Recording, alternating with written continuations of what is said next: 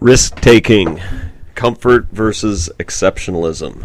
Okay, what this is about is how you're going to have to take risks in life, and what you're weighing is, the relative comfort of or complacency of just resting on your laurels versus the need to expand yourself through challenging yourself.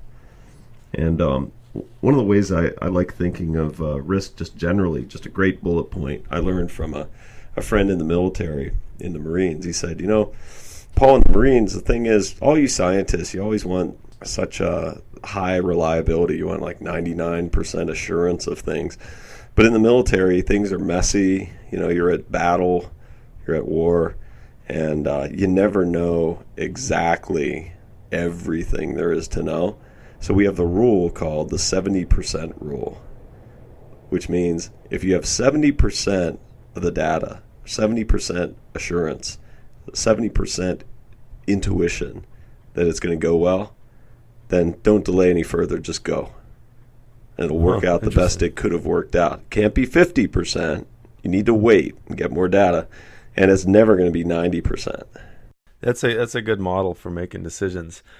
Partly because human beings were learning organisms. So as we're in process, in the decision, many decisions that are hard have phases. We don't just say, that's it and it's over. It's like maybe taking a new job or moving to a new city. We start to get information very quickly back from our decision.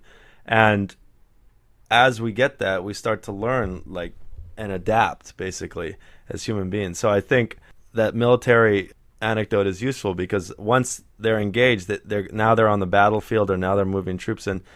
Okay, it was a good decision, but they need to tweak it midway.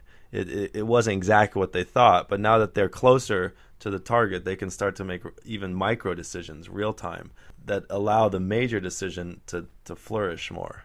Do you understand what I'm saying? Yeah. So that's kind of one definite approach to risk taking.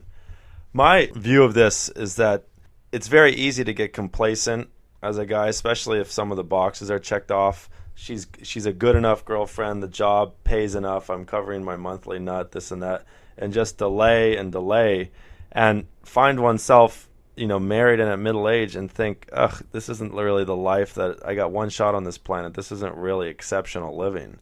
I'm not really honoring childhood dreams or really doing something that I can be proud of.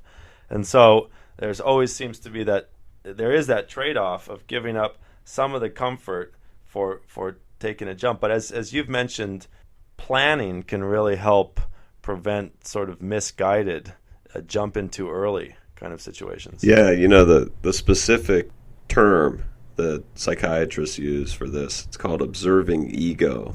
I talk about it in a lot of what I teach. But observing ego is the ability to step outside yourself, look back, and make judgment calls on how things are going. It's like being at the steering wheel of your life instead of on autopilot.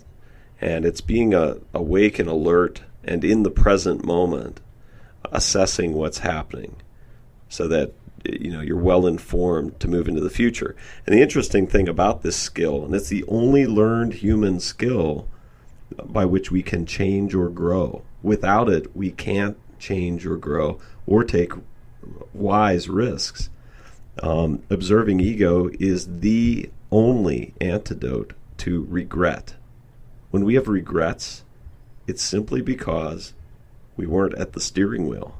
Does that mean we failed to consider some things when we made the decision? Yeah. But an observing ego means you take it all in, and even if there is risk, you say, based on what I can see, I'll do my best. This is my best. Or I have 70% assurance, 70% of the data, and I'm awake and at the steering wheel.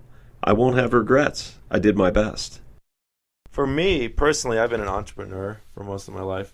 And again, this is the specific course a guy charts is very personal. For me, what is most important in my life is to feel enlivened of spirit. That means I want to feel excited about what I'm doing. I don't want to have the Monday morning dreads.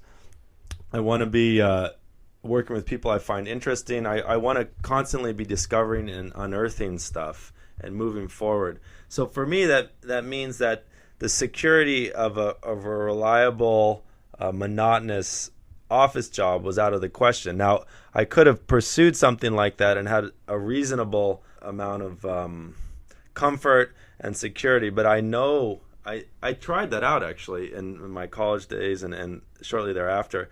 I found it so stifling to my spirit that I knew that I was resilient enough to make a living even through the tough times, that it was worth it to me to take a risk and start businesses. I'm on my third and doing well. Yeah.